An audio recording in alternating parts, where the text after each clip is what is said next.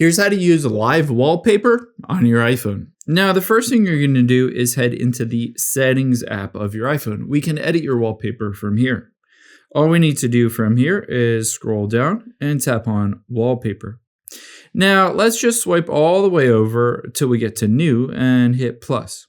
This is where you can add a new wallpaper, but we need to filter down to just your live photos to be able to set those. So at the very top, you can look to see if there's a live option. In my case, it doesn't show up.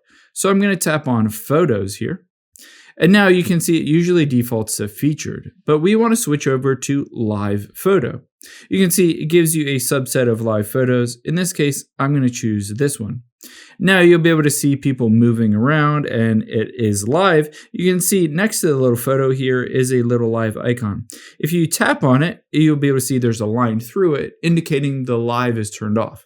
So make sure that it is tapped so that live is turned on. And then just hit the add button and set as wallpaper pair. Now, if I swipe down from the top left, you'll be able to see there is that live wallpaper. I can always just tap and hold on it again to edit and customize it. But once I'm out of here and the phone is locked, you'll be able to see it moves a little bit when I go to unlock it.